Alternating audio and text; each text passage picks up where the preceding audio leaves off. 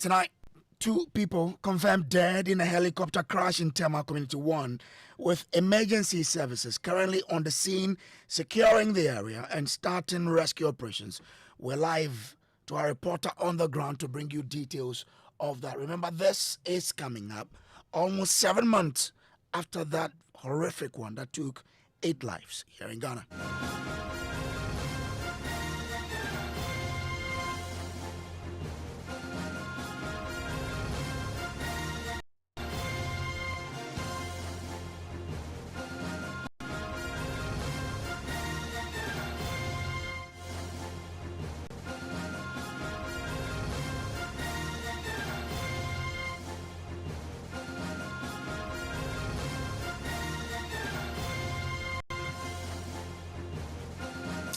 This is Top Story brought to you by Telecel Connect and Energy's Holding Insecticide Spray and Coil, and also by Shield Pension. Trust into the future with you. Tonight, barely 7 months after the major helicopter crash that took 8 lives in Ghana, including that of ministers. 2 people have just been confirmed dead in a latest helicopter crash near Oninko Park in Tema Community 1. Emergency services, we understand, are currently on the scene, securing the area and starting rescue operations. The identities of the victims, according to a report, are yet to be confirmed, and investigations are ongoing to determine the cause of the crash. Now, we've had a statement from the Ghana National Fire Service as well as from the Civil Aviation Authority. They've all been speaking on this matter. My colleague Papani actually joins me in studio. Papa, let's start with that of the Ghana National Fire Service. What did they say? So, Brace, this was received just a few minutes ago. It says that, a helicopter with registration number G9ADV crash landed at TMA Daycare Site 18, Tema Community 1. The accident was reported at 2:59, and firefighters from the Tema Metro Fire Station arrived at the scene in 3 minutes. The helicopter, they say, is badly damaged and mangled, and firefighters had to carry out extrication operations to retrieve the occupants. 2 males who were on board the helicopter unfortunately lost their lives. The bodies have been retrieved and handed over to the police for further investigation. Regional commanders of both the fire service and the police in Tema are currently at the scene managing the situation. But this statement tells us that they'll be sharing some more details with us pretty shortly, right? Again, in this particular statement, they're very quiet about the identity of these individuals. Were they white? Were they dark-skinned? What sort of individuals? Where are they from? Where have they been? Why did they actually... was there any report of an accident? Who called the National Fire Service? These are questions that we still don't know yet, Brace. All right. Now, just when they're scheming, the Civil Aviation Authority also brings in just before we got into the studio. So what are they also saying in their statement there? We'll also be touching base with our reporter on the ground to give us up to speed on the latest there as we speak. What's the Civil Aviation Authority saying? Well, the Civil Aviation Authority, in fact, what they've been telling us is just about 5 lines. They tell us that the Ghana Civil Aviation Authority can confirm that a micro light aircraft with registration number 9G-ADV crashed in Tema on Monday. The aircraft, they tell us, was flying from Ho to Accra, estimating Accra at around 3:20. That's when they were expecting that this aircraft would have landed in Accra. Now, it goes on to say that the last contact with the aircraft on radio was around 2:18. That should put us around exactly an hour before they expected it to have landed. Yeah. So that was the time the last time they got contact from the aircraft. Now, there were 2 persons they also confirmed were on board this micro light aircraft. They say also that further details will be received. Not exactly going into the exact details that we know that Ghana National Fire Service also has released. Again, we still don't know the identity of these individuals, the state of the individuals that have been, the bodies that have been retrieved from the aircraft assistance. And we know that both Ghana National Fire Service and the Civil Aviation Authority appear to be confirming that there were 2 individuals in the craft. At least from the fire service getting to the scene in 3 minutes after the incident was reported. They then tell us that these 2 bodies have been retrieved from the aircraft. Brace, just to bring your attention to this. So we know that the Ghana the Civil Aviation Authority tells us that the last time they heard from the aircraft was around 2:18. Now, if we compare that to that of the Ghana National Fire Service, when they got a call and may have responded to, that may possibly give us an indication as to what exactly is happening. If you look at the statement again from the Ghana National Fire Service, they tell us that the incident was reported at 2:59. Yeah. And that puts us almost 40 minutes. 30 minutes when the Civil Aviation tells us that they last contacted or got contact or radioed from that particular aircraft. That means that for 30 minutes, a lot could have gone on in that an aircraft, and exactly some of the answers that we may be finding out pretty shortly from our correspondent on the ground. Now, we've been doing some more digging into this particular matter, and our research team has been on top of this. Caleb joins me in studio with a lot more from that. Caleb, what are we picking? Yes, Brace. So we know that this is a light aircraft as confirmed by the Ghana Civil Aviation. The manufacturers of the aircraft is Magnahi Aeronautica Sky Arrow Aircraft. Magnahi Aeronautic Sky Arrow. And then the call sign is 9G-ADV.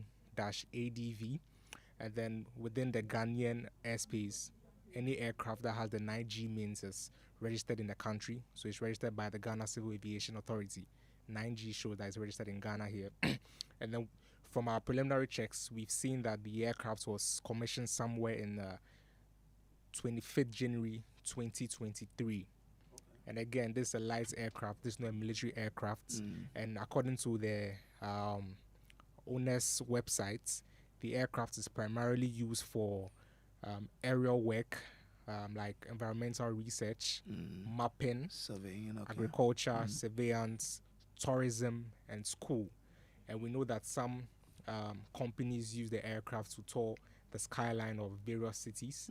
So if you want to look at the skyline of Accra or have an aerial view of Accra, there's a particular aircraft that you can use for that situation. Again, it's also used for photography, where some photographers want to get nice aerial shots. You can use this aircraft for that. The checks again shows that the aircraft usually has between 2 to 5 seats, but then this aircraft, what we are picking is that this aircraft has two seats, and then but some larger aircrafts can have up to 5 seats depending on the weight of the individuals involved. But then there's a 2-seater aircraft. Again, it's a very light aircraft. It's not a military aircraft, and then it's mainly used for photography, environmental research, mapping, agriculture, and then tourism. You mentioned from the owner's website. Who's the owner? Yes, so the owner is Magnahi Aeronautica. Okay. And then the particular type of aircraft is a Sky Arrow aircraft. Okay. So the owners are Magnahi Aeronautica. And then this particular aircraft is the Sky Arrow aircraft. Okay, all right. Grateful to you for joining us here. We'll delve more into this to find out in Ghana who even operates this aircraft. Is that an information that we have as well? No, so we've not picked this up yet, but then we do know that some tour agencies use an aircraft like this. We know there are some agencies where you can pay, and then within an hour they take you around the Accra skyline. But then from the Civil Aviation's press release, it shows that the aircraft was traveling from Ho to Accra, which is quite a distance, and then I think it's more than a 2-hour journey based on the release from the Civil Aviation. All right, I'm grateful to you, Caleb, there with some details on what we're gathering on this particular matter. We will be touching base with our reporter on the ground to bring you up to speed on exactly what the latest are in the area where this particular incident occurred. What we can tell you, however, is that 2 people are confirmed to have died in this crash. Their bodies, according to authorities, have been retrieved and given to the police service for investigation. And we are told that the fire service is still investigating this particular matter. A lot more details we'll be giving in the coming days. We'll be going to the grounds very shortly to bring you what our reporter can give us here on Top Story.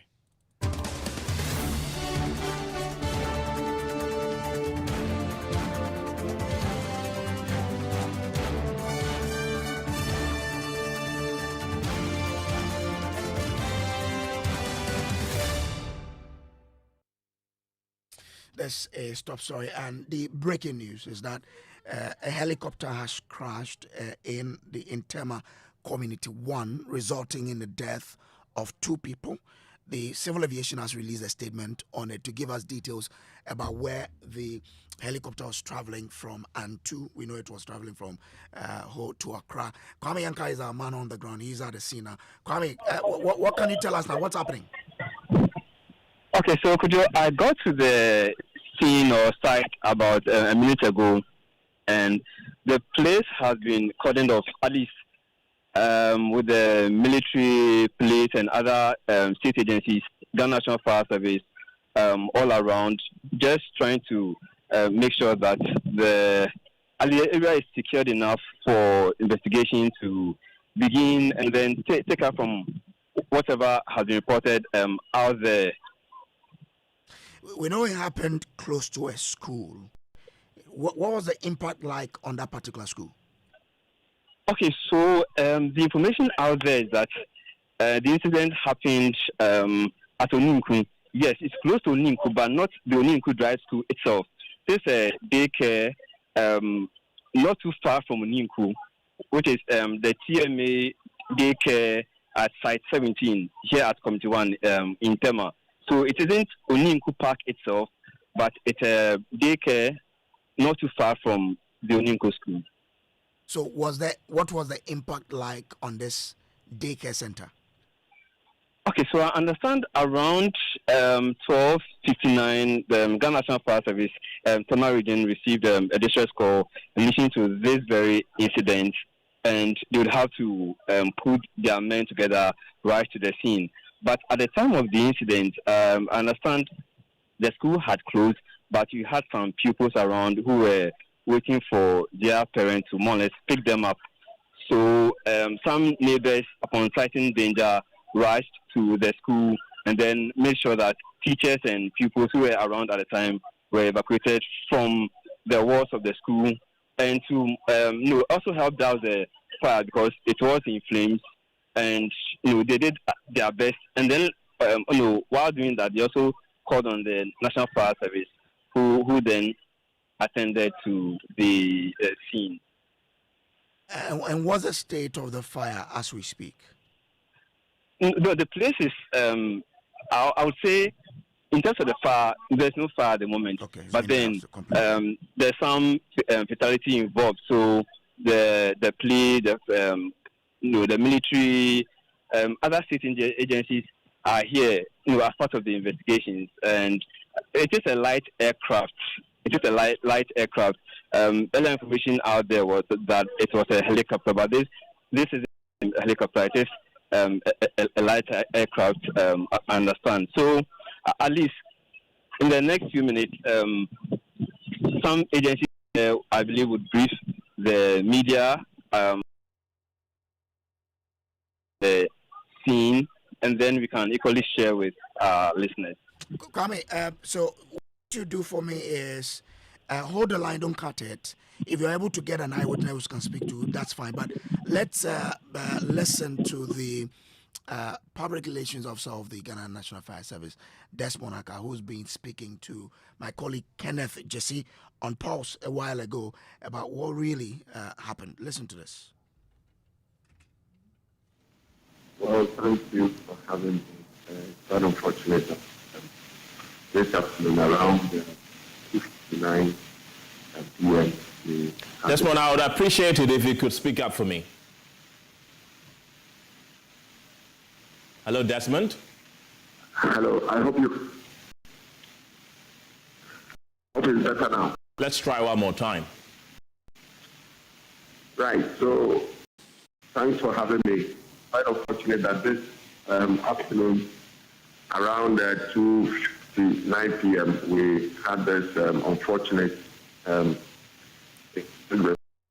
a helicopter with registration number G9 ADV has crashed, landed into TMA Helicopter preschool at 18:21. So currently have to dispatch our men from Tema Metro Fire Station who got to the scene within 3 minutes. By the time we got there, the school in which the helicopter crashed, they have evacuated the staff and then even the students, and therefore we have no issue. Desmond, where was this particular helicopter heading? Hello, Desmond. Yes, I can hear you. Do we know where this helicopter was heading to and from where? Well, now, information on where it was heading towards a bit sketchy. We are trying to get as much information as much as possible.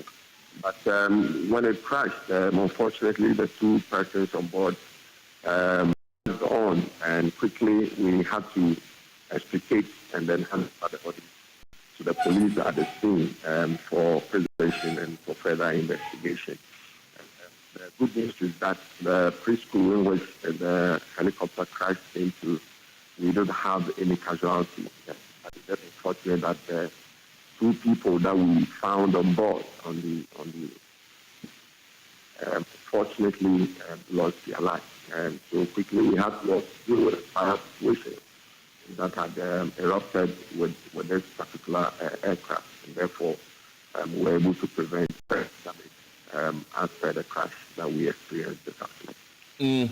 And preliminary information that we're getting is that two people were on board that particular aircraft. Is that the case? Yes. When we went there and upon our assessment, we were able to extricate two persons. It is not too clear as to whether this particular helicopter carried only two persons, but we found extricated two persons, which we handed over their deceased bodies to the police at the scene. And is that a pilot and a passenger, or they were all the crew of the helicopter? Well, it is early days yet. We are unable to confirm that kind of information.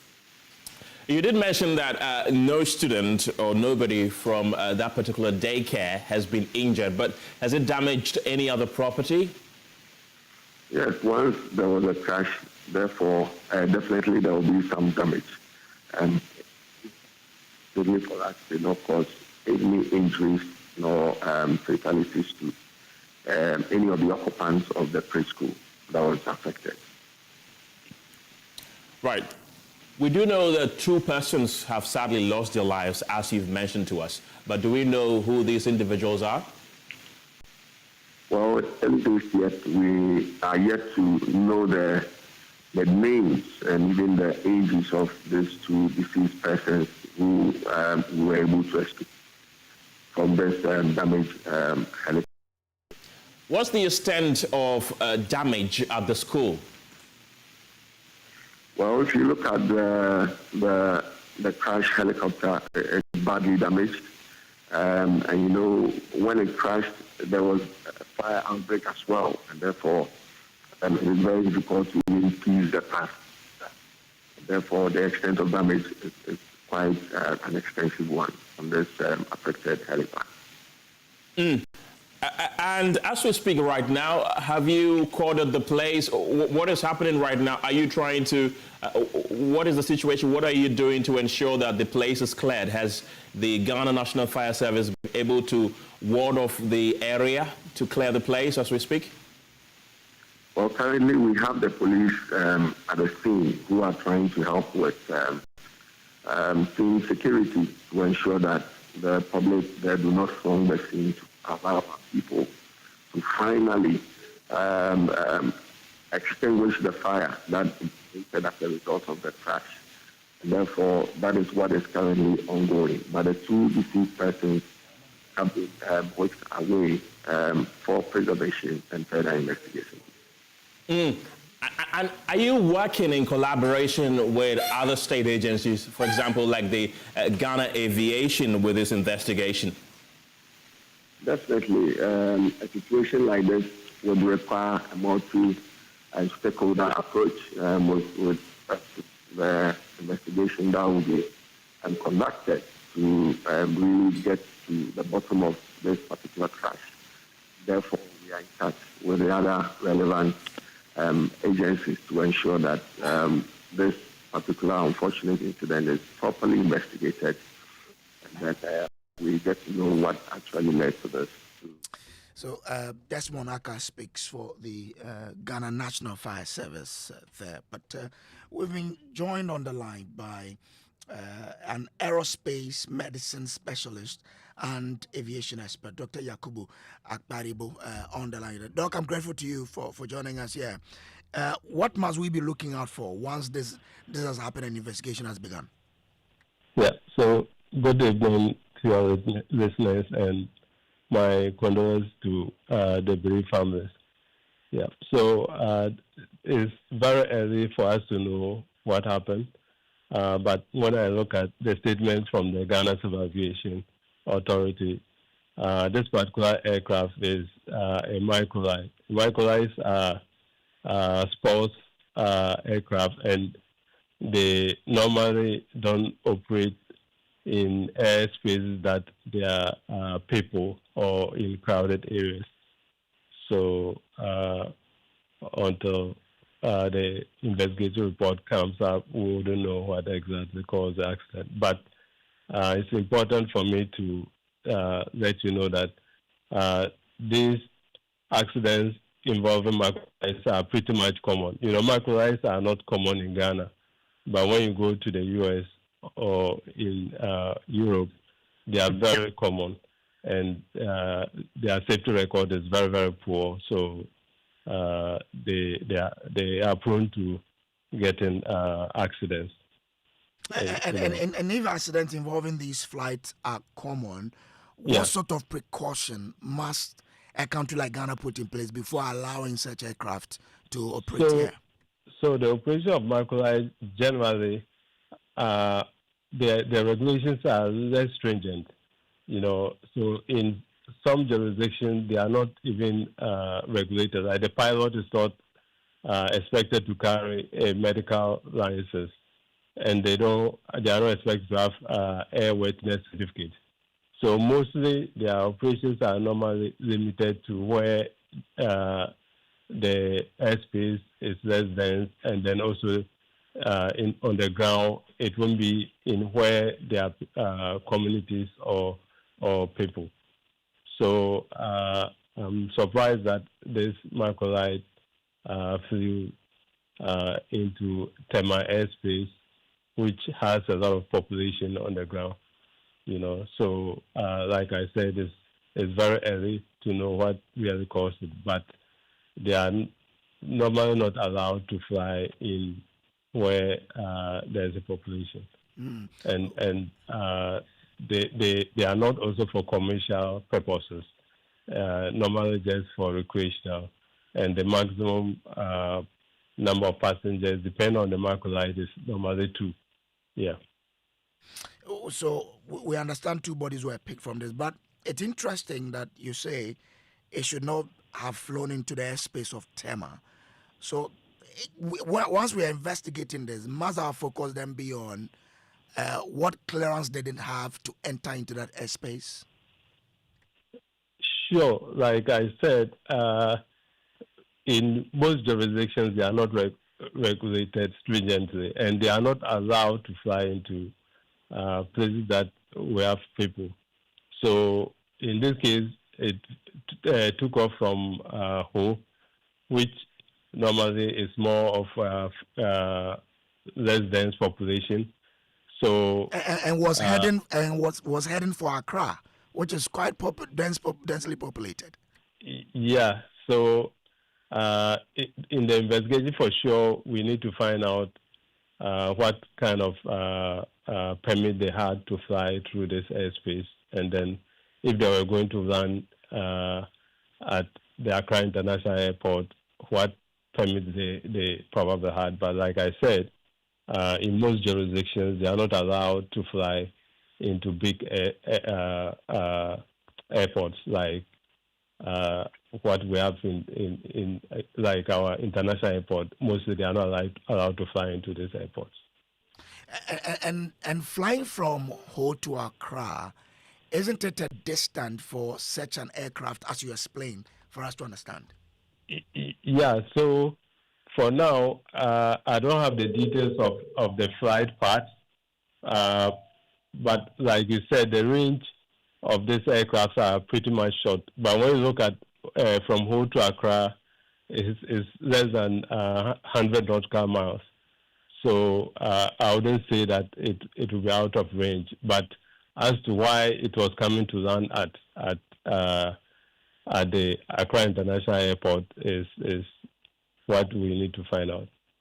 Because normally, like, they maybe probably should take off from Ho and then get back there to land, or maybe land at another place that is less dense, And this microlights can pretty much land at most places that are clear.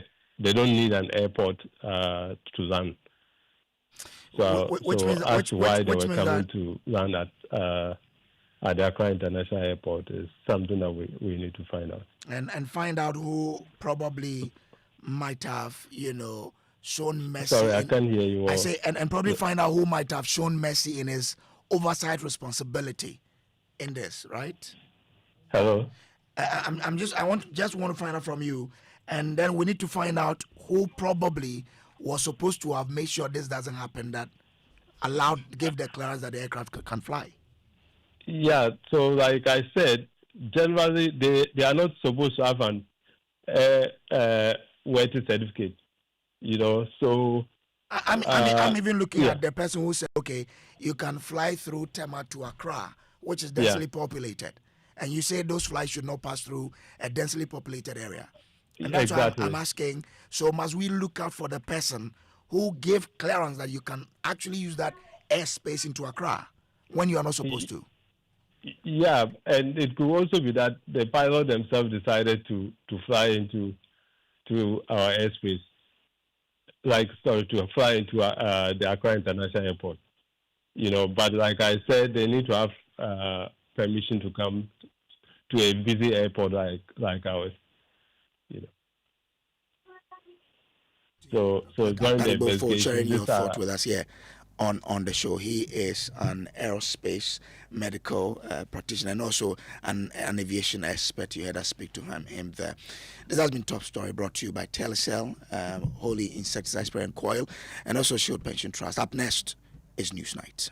There are many reasons to connect, and it's all to put smiles on the faces of those you love. Daddy, thanks for the tea cash, okay? I love you. That's my daughter, Angela. Meba Kojo, I mean sure why? Tea cash naba. No papa in Dawasi. Caring for my parents, that's my duty. I also get to pay my utility bills easily with Telecel Cash. And to the suppliers at my shop. Hello, sir. Telecel Cash payment received right on time. Thank you. I get to make them smile because I can pay to my suppliers' merchant numbers, even on other networks directly. My dear ones. We keep the connection stronger when our family, friends, and business relations are happy. Live on cash, enjoy convenience, and make those who matter smile when you send them money with Telecel Cash. Telecel, connecting energies. Couldn't sleep at night. Mosquitoes will be whining my ears, bugging me all night long. Till I got a remedy. Now I'll be spraying them away with holy insecticide spray. I go spray them away with holy insecticide spray. When I sleep, me dana mada with holy insecticide spray. Holy mosquito coil, holy multi-purpose insecticide spray. Dana kron kron. For bulk purchase, call 0302 681582. This advert is FDA approved. Son, we are so proud of you for setting up this hospital. I really love those hospital beds and waiting chairs. By the way, did you import them? No, Dad, I didn't. I actually got them from Kindle Books and Stationery right here in Ghana. Wow. We also bought our office supplies, safes, executive desks and chairs from Kingdom, and they gave us expert advice on how to set up our office. Guys, that makes 3 of us. I also got our sofa and bedroom sets, plus our dining hall furniture for our new home from Kingdom. Wow, Mom, that makes 4 of us. I usually get my stationery items from Kingdom. And my teacher also mentioned that our classroom furniture was provided by Kingdom. So there you have it. Whenever you're thinking about setting up an office or acquiring furniture for your home, etc., Kingdom Books and Stationery should be your first port of call. With over 40 years experience in the industry, we stock and supply a wide variety of globally sourced office and home furniture, stationery and equipment. Visit our head office, Takweje, Osu near the Osu Cemetery, Tema near Community 4, Takoradi opposite Vijay Mays Plaza, Cape Coast, University Bookshop, Bookshop, Spintex Road near Absa Bank, Atomic, Centerpoint Mall, Winneba University Campus, KNUST, the University Bookshop, and Santasi in Kumasi. You can also visit our shop online, www.kingdomstoreonline.com. Hurry while stock lasts. For further inquiries, contact us on 050-162-0810 or 0302-764-101. Email info@kingdomgh.com. Kingdom Books and Stationery Limited, where quality and affordability is assured. Terms and conditions apply. You won't believe where my students and I are coming from. I can see the excitement on your face. Tell me where. Safari Eco Park. They are making it so accessible for schools, offering an unforgettable experience where students learn in nature, connect with wildlife, and truly engage with their surroundings. Wow, that sounds amazing. But I'm a bit concerned about the cost. I thought the same at first, but it's actually very affordable. Through a collaboration between Multimedia Group and Safari World, it is just 100 Ghana cedis for primary schools and secondary schools, and 150 Ghana cedis for tertiary schools. This is from February all the way to the end of April. Oh, that's reassuring. And it's not too far either. Exactly. It's only an hour drive from Accra, so the trip is convenient and stress-free for both teachers and students. I love that the children get to learn through experience, not just textbooks. And the teachers can go along and come back relaxed as well. I'm definitely going to recommend this to our school. It sounds like the perfect blend of fun and education. It really is. It's the kind of experience students never forget. During Ramadan, the fast is between you and Allah, but the moments around it are shared. From Sahur to Iftar, Cadbury Hot Chocolate makes sustenance as simple as adding hot water. Watch the velvety froth ride, releasing the aroma of Ghanaian cocoa, an exceptional taste, ready in an instant. Cadbury Hot Chocolate, share the warmth of togetherness. Ramadan curry. This advert is FDA approved. Ya Allah, send your light on me the dark.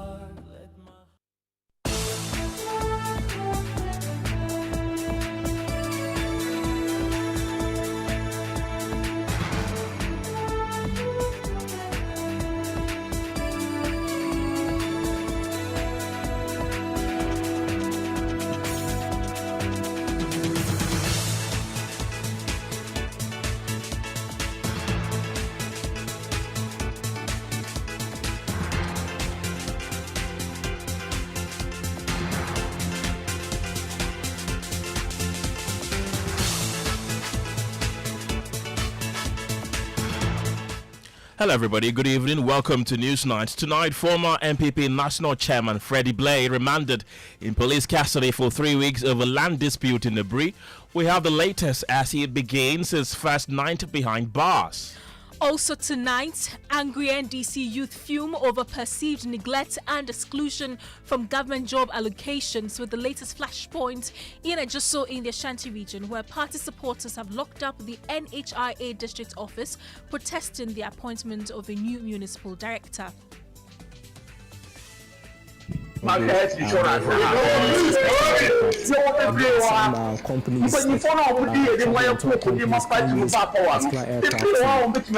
the skyline or go around the sky of Accra or particular area. Again, it's for surveillance. Also tonight, as fuel price increases, GPRT is showing passengers mercy as it says there will be no fare increment for now. We hear from the Bank of Ghana Governor Johnson Isiama, who is warning that Ghana should brace itself for potential erosion of its recent economic gains if the war in the Middle East persists. In business, more oil marketing companies increase fuel prices at pumps, with most of them pricing slightly below the value earlier projected. In sports, Chelsea fined £10.75 million and suspended for a transfer ban after Premier League rule breaches. And a bit later, government justifies the continuous stay of the DC for Manchester Central at post while giving contradictory timelines on when it will complete investigations into the activities of individuals fingered in the Joy News expose Tax for Galamsey. We will bring you details as pressure mounts on government to update the public on the status of investigations. Up to now, we understand that, he is still at post. And the other point is the fact that there's been such so quiet. Nobody's talking about it.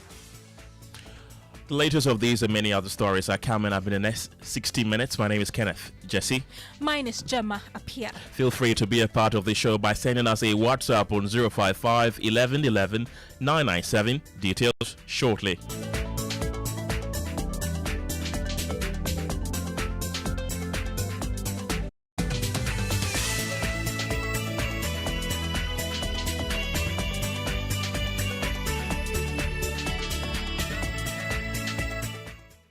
Welcome to the program. Former MPP National Chairman Freddy Blay has been remanded in police custody for 3 weeks over a land dispute in Ebri.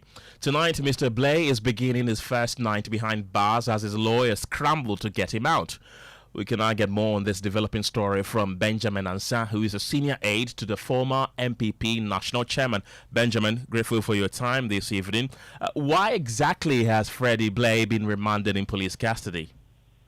Please let me hand over to the lead counsel so that he can give you the legal background of the story and other stuff. Go ahead. Yes. Hello. Hi, welcome to Newsnight. I want to find out why exactly Freddy Blay has been remanded in police custody. Yes. Basically, on Friday, a warrant was brought to his attention that a circuit court in Recruitment had issued a bench warrant against him regarding court summons pending at Recruitment. The charge involved is causing unlawful damage. So when it was brought to his attention, immediately he had conference with me and informed me that we should take the necessary steps because he's not been served with any summons. So it is very surprising that a court will issue a bench warrant when he's not been served with any summons, giving him notice of the proceedings pending. So at the back of that, we even drafted an application and filed it in the court. We attached the evidence, everything, so that he was not served. So I attended the court as at 6:50 hours at a coupon. So when the matter was called at 10 a.m. So I brought it to the attention of the judge that he wasn't served the summons. So he never intended to not come to the court or attend the court for the hearing of the matter. Because clearly, this is something that he's innocent about. So why would he even evade the court? And very much so, he's a lawyer, so he's well aware of the repercussions if you fail to attend criminal summons. So when we brought this to the attention, in fact, the Attorney General's lawyer in court, they conceded that he was not served with the summons. However, they made attempts to do that. Then I told the court that if he was not served, then it was not proper for the court to issue a bench warrant for his arrest. Because the prerequisite for issuance of the bench warrant is the fact that the person has been served with a summons and the person has failed to attend the court hearing. Based on that, the court can actually issue a bench warrant to compel his attendance. Right. Counsel, how is your client expected, or how long is he expected to be behind bars according to the court? For 3 weeks. The next court date is on the 9th of April. Gemma here, help us understand what crime he's been alleged to have committed. So he's been charged with conspiracy to commit the offense of unlawful damage to property under section 171B of the Criminal and Other Offences. Right, thank you. I want you to give the phone back to the senior aide, Benjamin Ansah, for me to ask him a few questions. Benjamin, how is your boss faring since he was put behind bars? He's doing well. Someone is doing well. Yeah. And his family, how are they receiving this news? It's a shock, but how can they are managing it.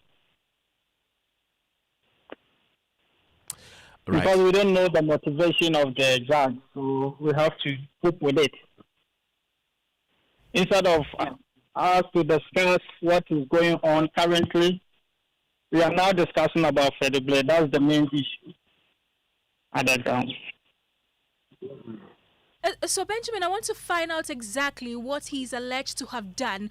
We've heard the council give us the charges, but exactly what is the story? Come again. We want to know the story. What did he do or is alleged to have done? Yes. Currently, so on the charge sheet, we are claiming that he has destroyed the complainant's private property. Basically, that is the reason for the charge. So he was charged with causing unlawful damage to property, which is not true. Because to the best of my knowledge, I am involved in the civil case in Kokoridua. Right.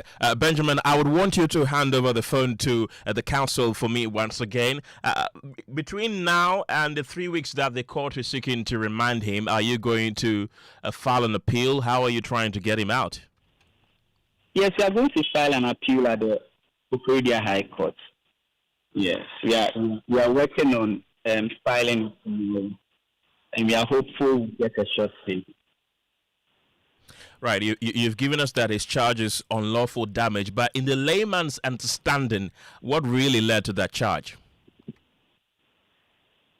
Yes, so to the best of my knowledge, and because I've been involved in the civil suit, this is what I know. The land he bought as far back as 1994. And subsequently, the complainant was also claiming, who is the counterparty in the suit at Kokoridua. He was claiming that he also has an interest in the land. The court forced a surveyor to do a composite plan. The composite plan revealed that the two lands are not the same. In fact, they are very distinct. And the same survey instruction confirmed that the site plan Freddy Blay submitted corresponds with the land on the ground. Yet, the court gave judgment in favor of the counterparty, which we have appealed, and we've gone ahead to compile the record. So at the back of that, we even filed a stay of execution, which is also pending. So basically, these are the facts, and this is land that he had actually constructed the wall around way back. So it beats my understanding if someone goes to tell the police that he has gone to demolish property on the land. If you see videos, I think he demolished a 2-story building. There was no such property on the land. We know that Freddy Blay is the former national chairman of the opposition MPP. Have you heard anything from the party since his arrest? Hello, Council. I'm saying that we know that Freddy Blay is a former chairman of the opposition MPP. Have we heard anything from the party since his arrest? Are they offering any support at all? Well, I can speak to the legal aspect of the matter. This is clearly a civil matter, so I don't see how, political parties will be involved. To the best of it. And if the state is even being prosecution, it's distinct of any political colors, So basically, from my perspective, I don't think there are any political parties involved. Thank you very much. We just heard from the lawyer of the former MPP national chairman, Freddy Blay, and also his aide, Benjamin Ansah. Tonight, anger among sections of NDC Youth over jobs continues to spill onto the streets, with the latest flashpoint in Ejuso, where supporters have locked up the district office of the National Health Insurance Authority, rejecting the appointment of a new municipal director. The Ejuso incident becomes the third such protest since February, as frustrated youth within the ruling party accuse government of sidelining loyal supporters in the distribution of public sector jobs. Only last week, former national vice chairman of the NDC, Anita Disoso, added her voice to the growing discontent, venting her frustrations on social media. Several other party activists have also taken to online platforms questioning whether the party is rewarding those who worked for its electoral victory. Listen to the former national vice chairperson of the NDC, Anita Disoso.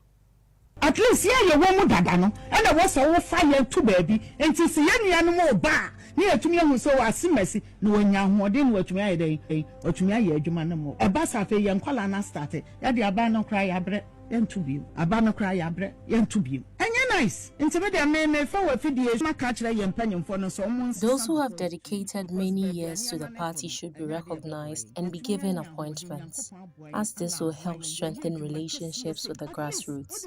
Currently, many local party members are frustrated and feel overlooked.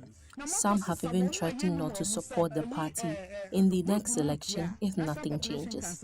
The leadership must take urgent steps to address these concerns before it's too late.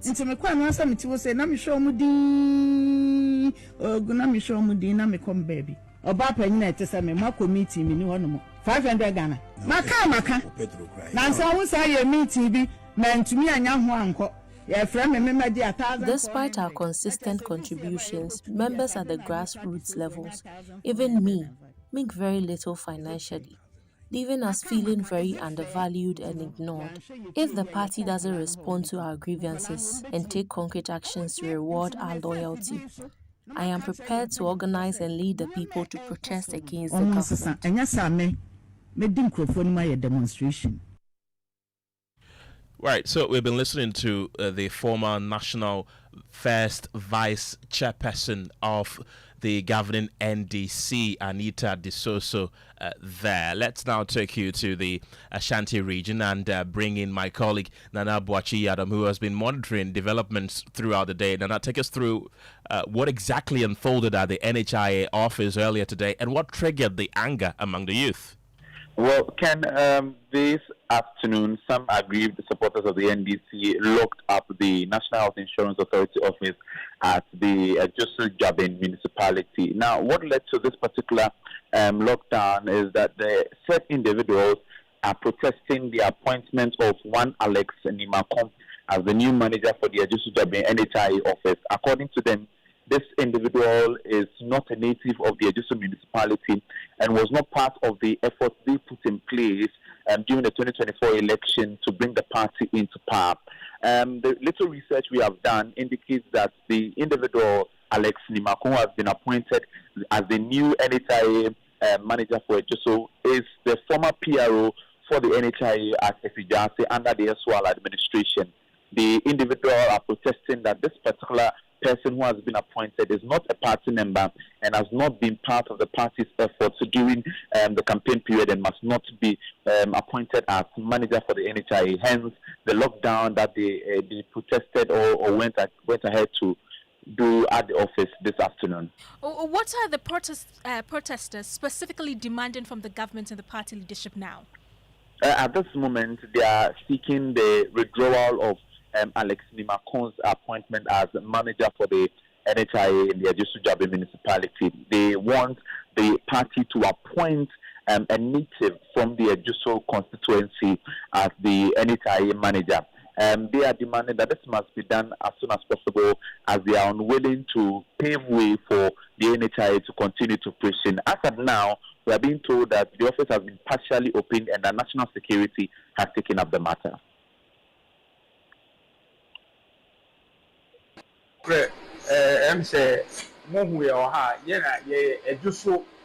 NDC tax force and Mahu Yahan, and body so as I say, not your manager or her health insurance manager. Ya promoting the Edinoko by before. You say NDC, Ejusoha, ya Kode and I have power. And definitely when you for now, Mudi and my Kunkudeno, ya the degree, ever she says your positions. No one so Asher, Palana, or more for more, we are fighting what you are no Mudi or Monoswash show, no be up Matonium.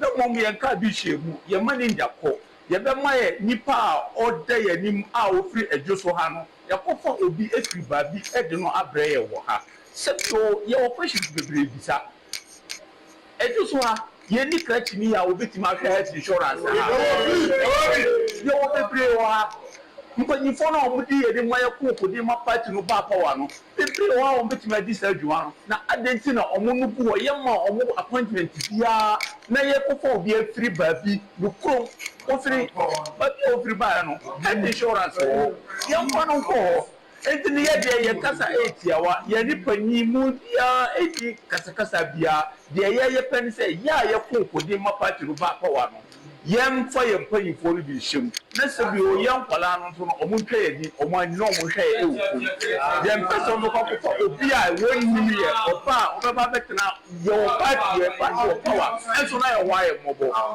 nti yɛsrɛ mo a yɛyɛ kasa nyinaa no yɛde panyin bi yɛn ni kasa bia na manager na a yɛde n'aba no wɔpɛ nyɛ mmea yɛn pɛ no.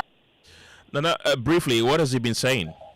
Well, the individuals are saying that they are rejecting the appointment of Alex Nimako as the new manager for the NHIA inside the just so they are saying that they are party loyalists who are also gentlemen who've gone to school and have served the party who can equally serve in the capacity as managers for the NHIA in the constituency.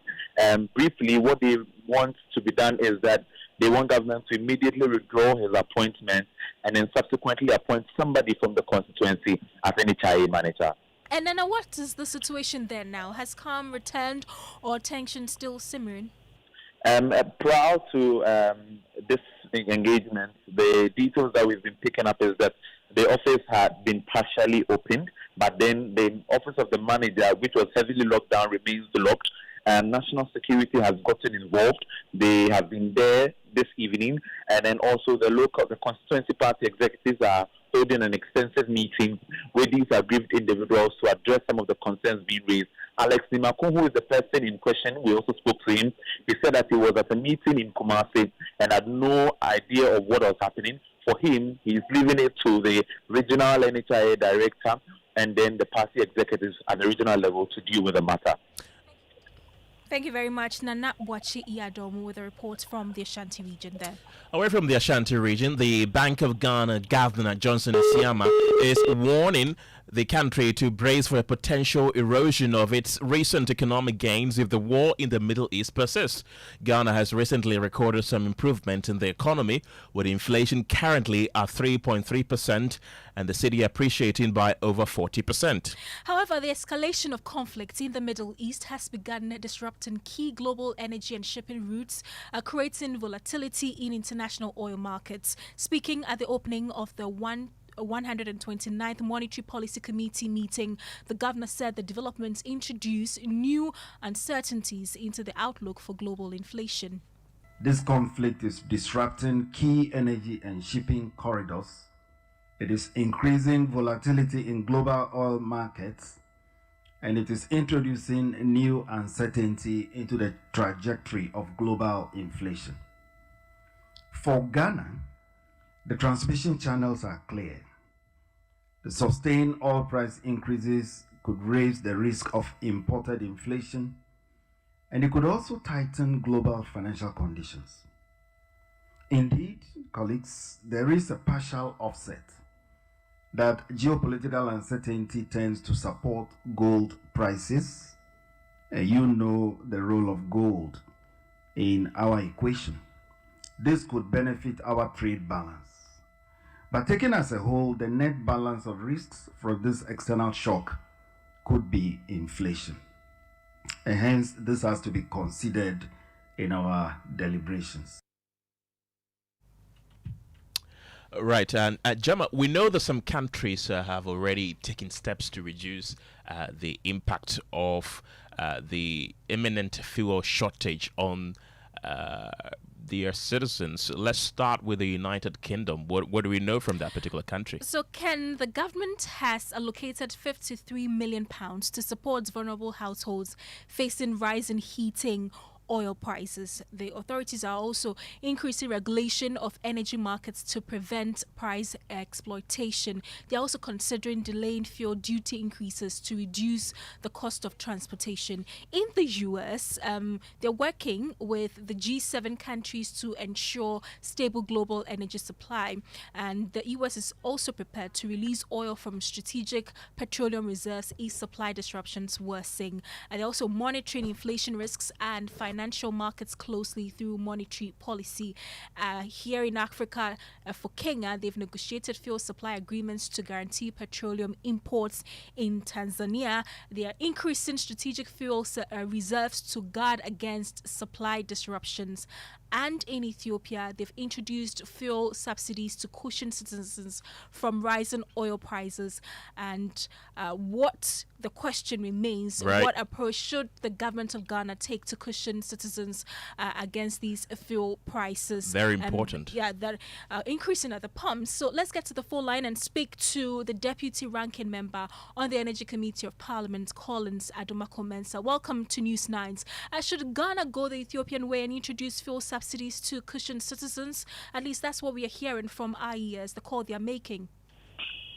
Well, I am aware that government has been having a series of meetings, and if I heard the president that he had instructed the finance minister and the energy minister to meet to see how best they could cushion the Ghanaian consumer. The only components within the bill that government has control over are the levies and the taxes.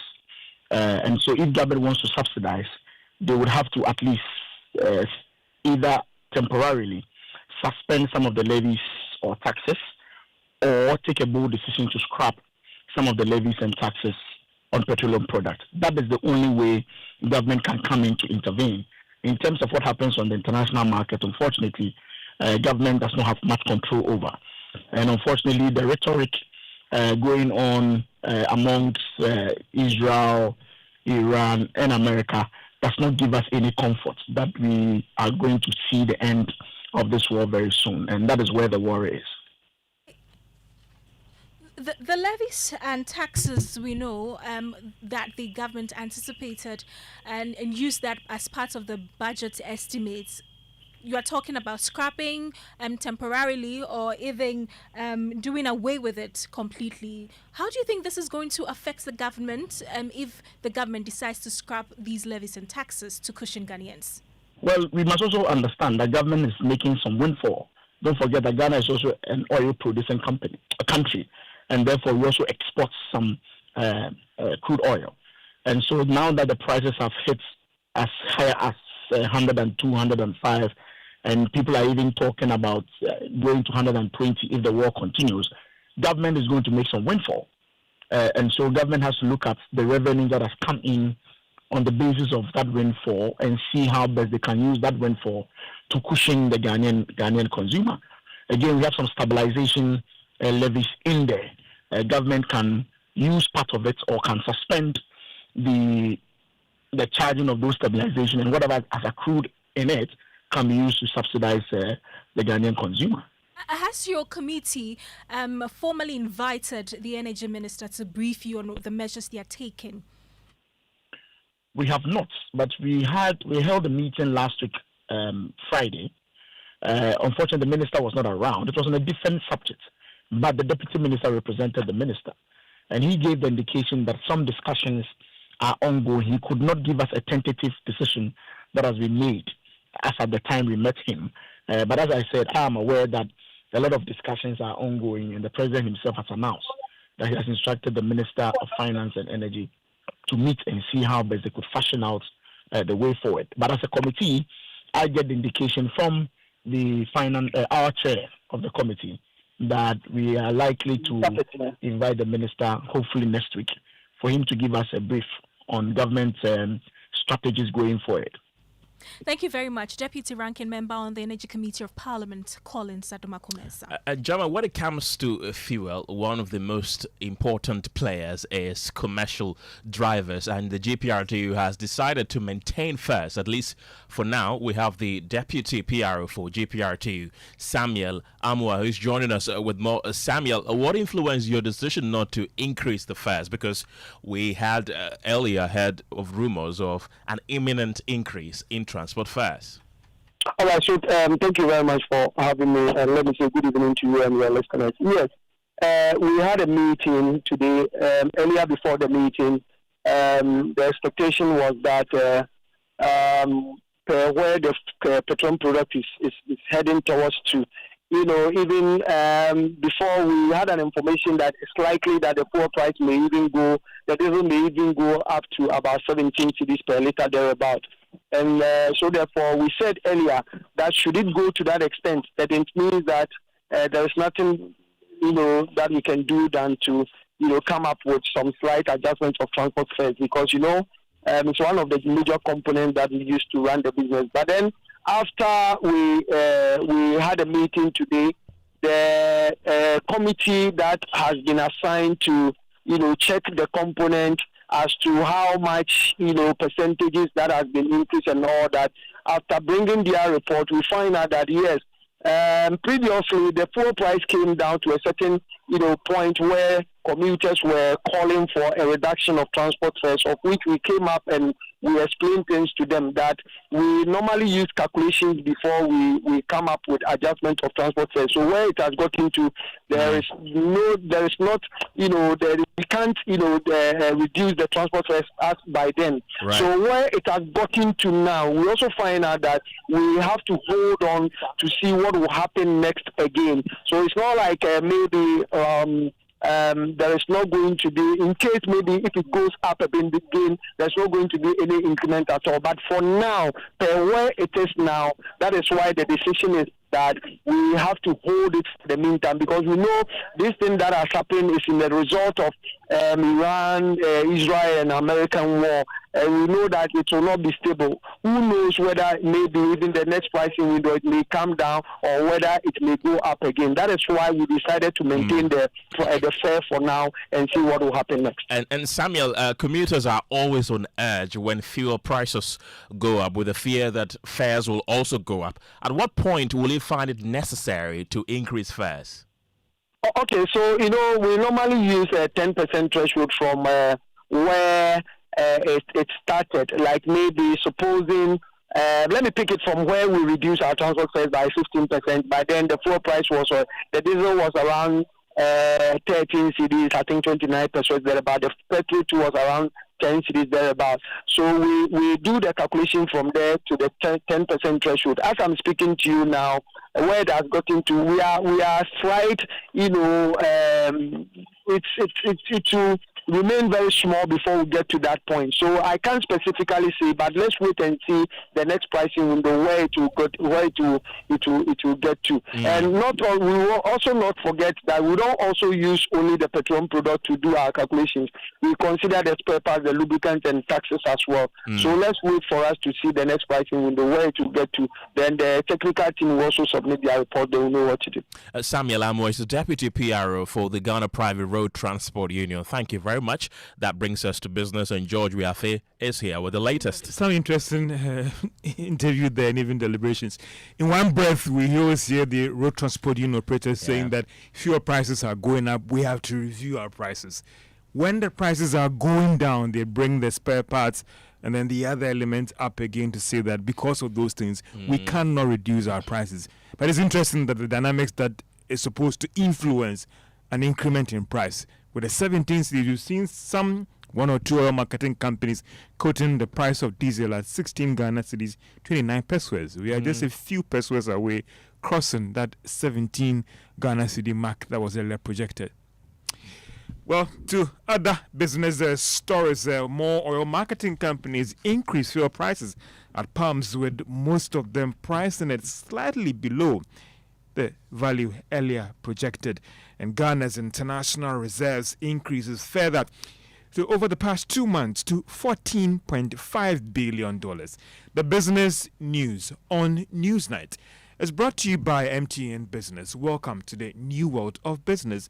Kingdom Books and Stationery, your number one-stop shop for all your office essentials. Synthesis tanks and Pepsodent, Herbal and Charcoal. Can you hear it?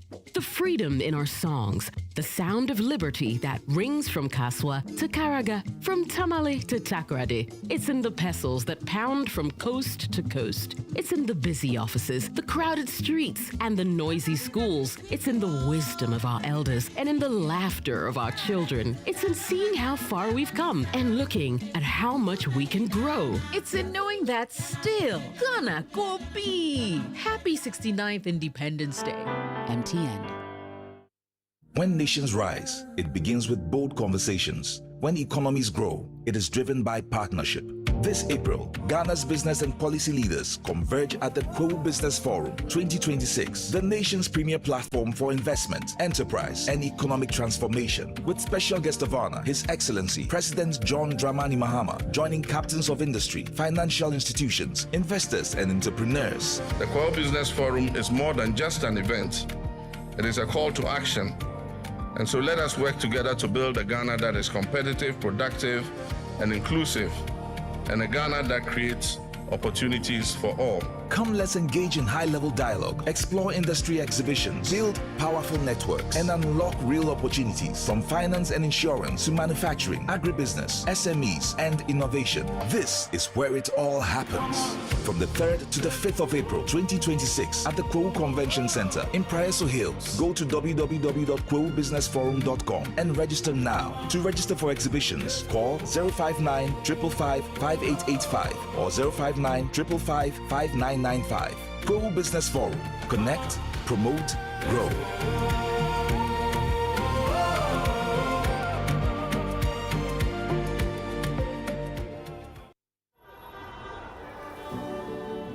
Cast your mind back to 2022. The prices were rising. The stress was high. Every liter of fuel felt like a sacrifice. Do you remember who stepped forward first? When others were comfortable with high prices, Star Oil chose you.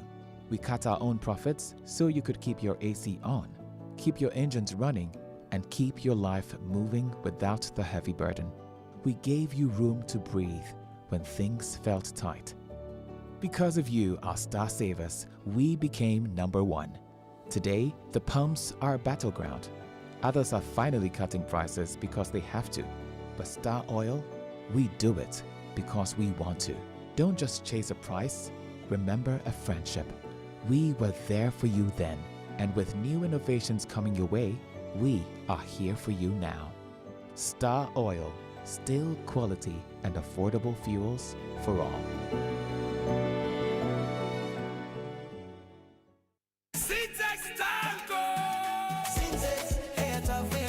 If you want quality, this be where you belong. Hey, tough, hey, strong. Oh, gonna shout and sing the song. When the sun they hot, syntax no break. When the rain they fall, still no shake. Builders they choose and plumbers they prove. Any project you they start.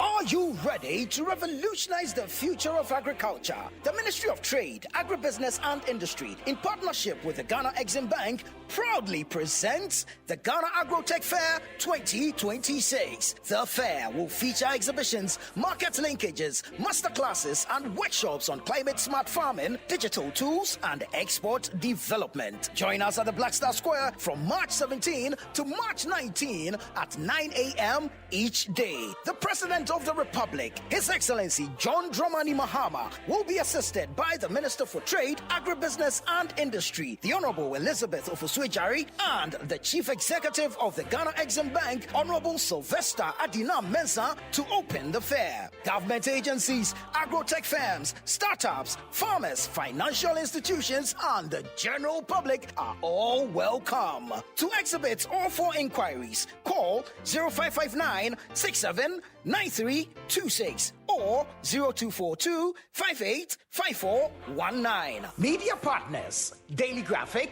Media General, Radio Gold, City FM, Channel 1 TV, and the Multimedia Group. Ghana Agro-Tech Fair 2026, transforming agribusiness through local innovation and technology.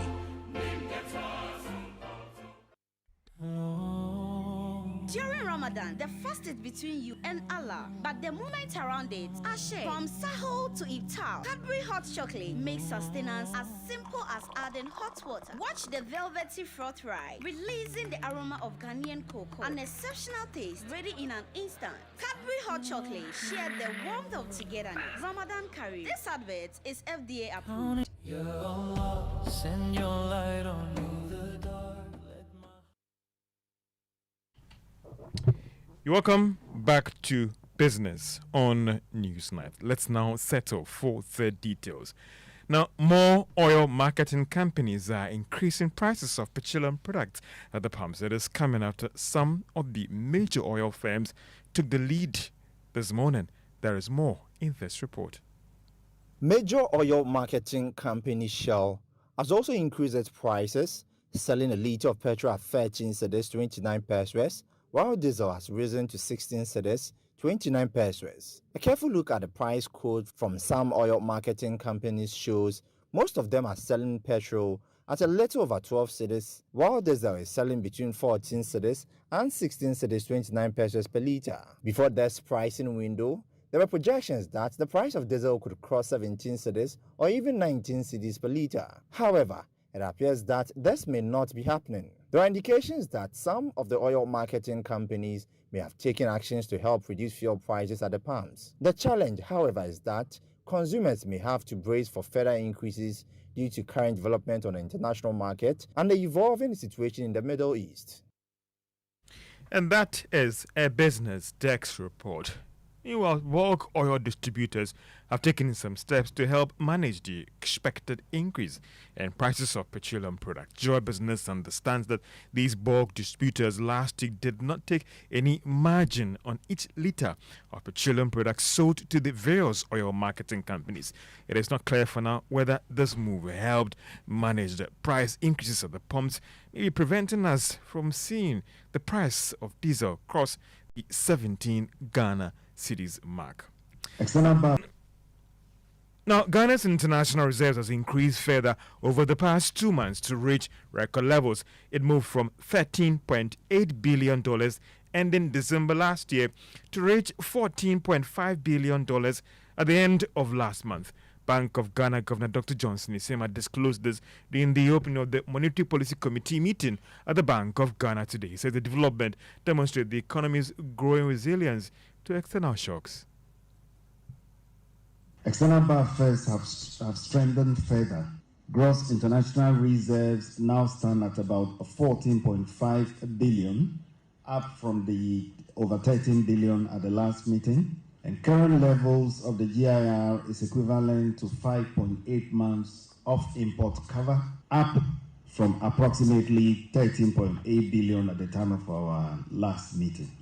Fiscal outcomes have also improved, with a primary surplus of 2.6% of GDP recorded at end 2025, reversing a deficit of 3.9% just 1 year earlier. College, the real economy is also showing a stronger momentum since our last meeting.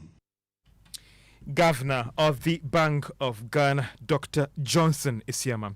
Now, Managing Director of Bank of Africa, Ghana, Abdurrahman Belbashir, has revealed that the bank's commitment in strengthening its footprint within the small, medium-scale enterprise. He made these remarks at the Bank of Africa's after dinner held to celebrate its Muslim customers, partners, and staff during this Ramadan period. The plan is really to develop our footprint for this segment of SME, and we are looking at different categories of SME, and especially also for women. We have specific offer for women entrepreneurs. We have specific offer for each segment. We try to offer dedicated products and services in order to stick on the needs and to answer to the real need of our customers. Bank of Africa Group is present in 18 countries in Africa and in almost all the neighboring countries in Ivory Coast, Benin, Togo, Cote d'Ivoire, Senegal, etc. transfer, and it also helps customers that do business with these countries. When they go there, they can transfer their money very quickly.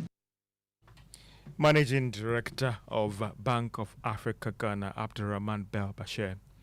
Now, Enterprise Insurance has rolled an initiative aimed at supporting entrepreneurs in the country. Enterprise Spotlight Initiative will provide some industry mentorship and networking opportunities.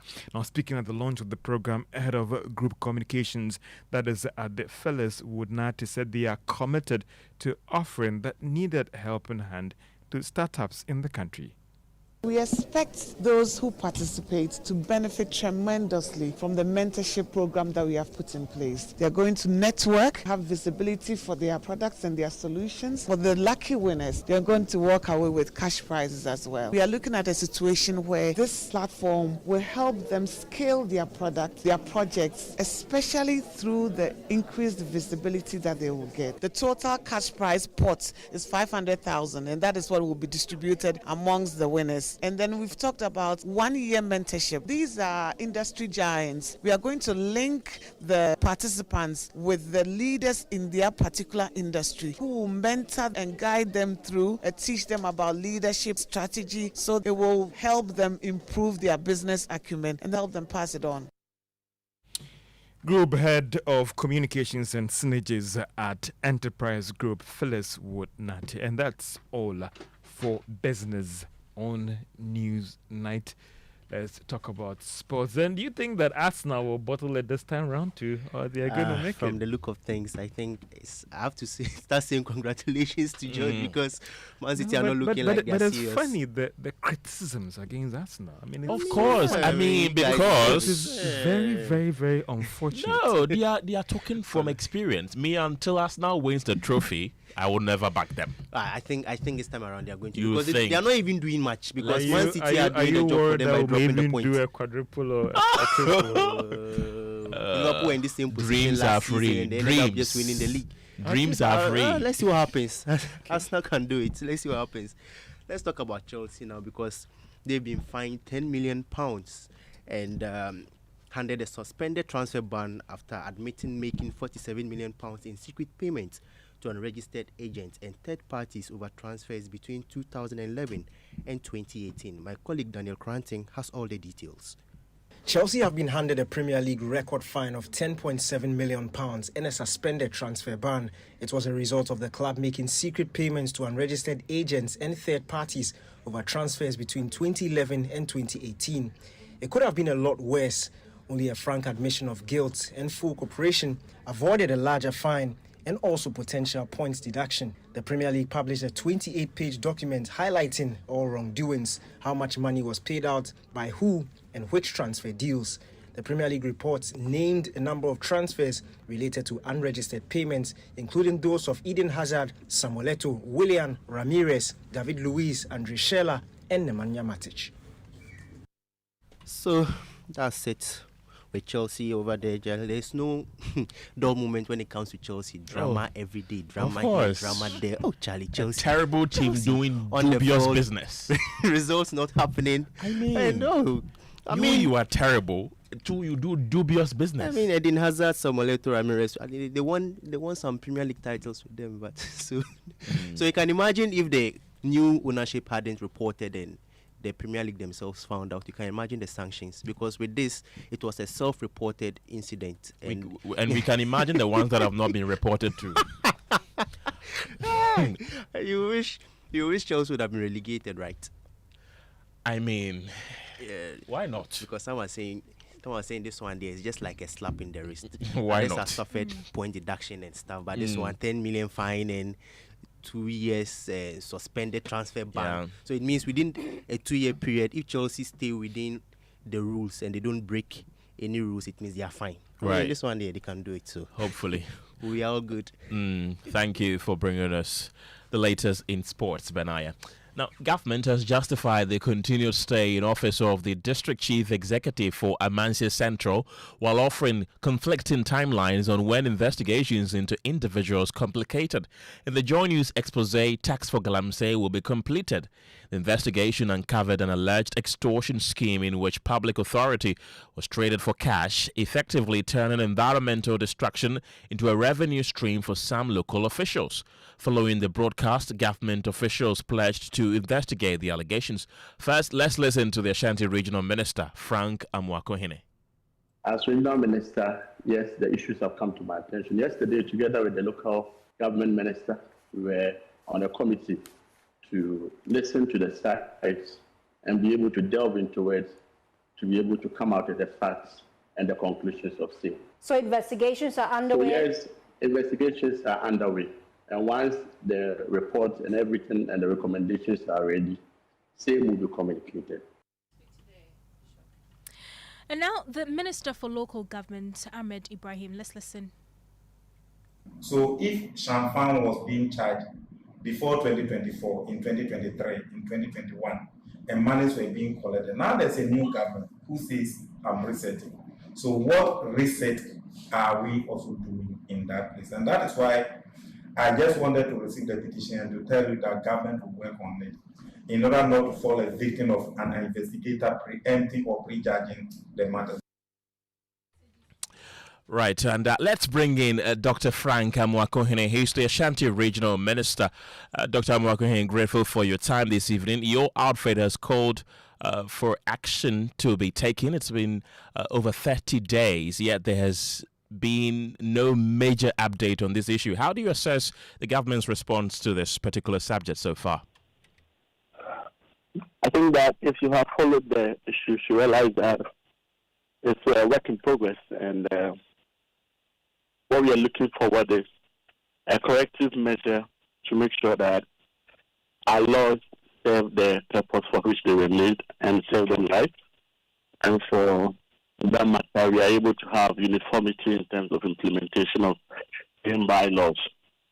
I rather clearly I engage your team on the actions taken with regards to technical committees that are formed to review the fee fixing gadgets from the various assemblies. And you realize that there is an issue with regards to implementation of the various fee fixing laws. And also there were some laws too that needed to be reviewed.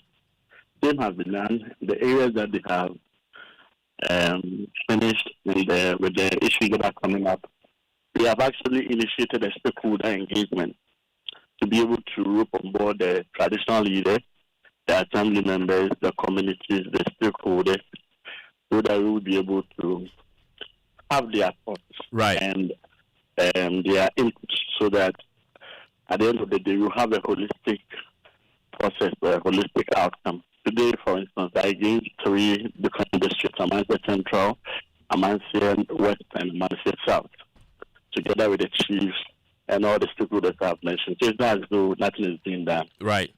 Minister, when should the public expect a clear outcome from this investigation? We are still working with the public. Today, actually, when the media was present.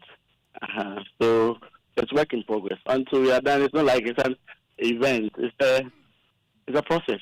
So we're still working on it because there is a lot to be done with regards to these issues. And it's not just an issue concerning the 9 areas alone. As I mentioned today in one of the interviews, I said that there's a similar issue with the sand-winning districts, the quarry districts, and they all need to have some sort of engagement. So it's not a matter as though we can just solve the whole problem with just one communication. No, they need to be taken on a case-by-case basis. And that's what we are doing. And I'm sure that as we go around today, Joy means your team was present with us. So it's still about the public, and they are still involved in all that we are doing.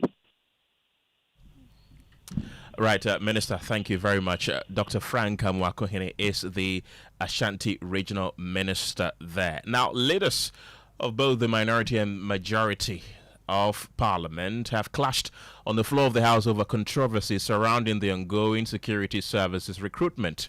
The minority in the last few days have criticized government over the mass disqualification of over 300,000 applicants and made a call for the process to be halted, reviewed, and a refund of the application fees to all applicants. The minority leader Alexander Fejomakin, however, revealed in Parliament that Without redress to their call, over 200,000 applicants have been invited to pay 1,600 Ghana cedis to go through medicals.